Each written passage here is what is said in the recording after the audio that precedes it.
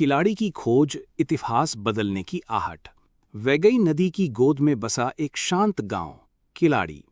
सदियों से ये गांव तमिलनाडु के शिवगंगई जिले के नक्शे में एक साधारण बिंदु भर था, लेकिन जमीन के भीतर दबे हुए इतिहास को कौन जानता था। 2015 में जब यहाँ फावड़ा चला तो धरती की छाती से जो अवशेष निकले, उन्होंने भारतीय इतिहास की नींव को ही हिला दिया। अगर आप इस चैनल पर नए हैं तो कृपया DSPM 24/7 ऑफिशियल चैनल को सब्सक्राइब करना न भूलें। इतिहास की तथ्यपरक जानकारी के लिए बने रहिए वीडियो के अंत तक। आइए अपने विषय पर लौटते हैं। धरती का सीना चीर कर निकली सभ्यता। किलाड़ी की खुदाई में न मिटने वाले प्रश्न दफन थे। वहां कुएं मिले, नालियां मिलीं, पक्की ईंटें और व्यवस्थित घरों के अवशेष मिले। जैसे कोई नगर हजारों वर्षों से मिट्टी की चादर ओढ़े सो रहा था और अचानक जाग उठा हो। मिट्टी के बर्तन, मनके, लोहे के औजार और खिलौने सब इस बात के गवाह थे कि यहाँ एक सजीव, समृद्ध और सुसंस्कृत समाज बसा करता था। साक्षर समाज की गवाही। सबसे चौंकाने वाली चीज थी तमिल ब्राह्मी लिपि के शिलालेख। मिट्टी के बर्तनों पर खुदे अक्षर बताते हैं कि यह समाज पढ़ता लिखता था। यहाँ साक्षरता महज राजमहलों और दरबारों तक सीमित नहीं थी, बल्कि सामान्य जन तक फैली हुई थी। कल्पना कीजिए, 2600 साल पहले जब गंगा घाटी में महाजनपद अपनी राजनैतिक बिसात बिछा रहे थे, उस समय दक्षिण में लोग बर्तन पर अपना नाम लिख रहे थे। संगम साहित्य की सांसें।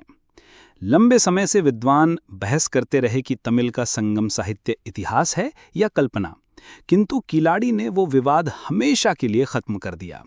धरती से निकले प्रमाणों ने कहा कि हाँ, संगम केवल कविता नहीं था, वो जीवन था। केवल कल्पना नहीं, वो यथार्थ था। उत्तर और दक्षिण की समान धारा। इतिहास की किताबें अब तक हमें यही सिखाती रही हैं कि भारत का शहरीकरण, सभ्यता और साक्षरता गंगा यमुना की घाटी में ही जन्मी। लेकिन किलाड़ी पूछता है कि क्या केवल उत्तर ही भारत है? क्या वैगई की धारा भारत नहीं है? किलाड़ी की गवाही है कि जब उत्तर में बौद्ध जैन धर्म का उदय हो रहा था, उसी समय दक्षिण भी साक्षरता, नगरीय जीवन और सांस्कृतिक चेतना की मशाल थामे खड़ा था। सिंधु घाटी की छाया। खुदाई में निकली ईंटों का आकार, निकासी तंत्र और शहरी ढांचा सिंधु घाटी सभ्यता से मेल खाता है।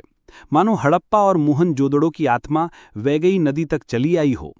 कई विद्वान मानते हैं कि ये सिंधु की दक्षिणी शाखा थी, जो तमिलनाडु की मिट्टी में फली फूली।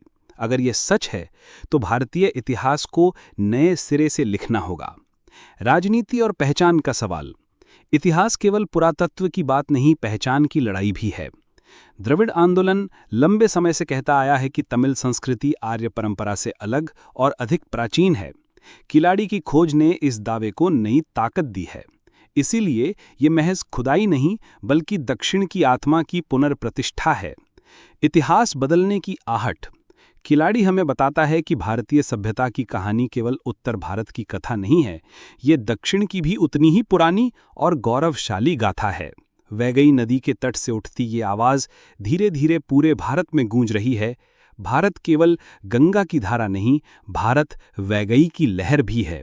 और यही कारण है कि कहा जा रहा है कि किलाड़ी की खोज इतिहास बदलने की आहट है। अगर आपको ये वीडियो पसंद आया हो, DSPM 24/7 ऑफिशियल चैनल को सब्सक्राइब करें, शेयर करें और कमेंट करें।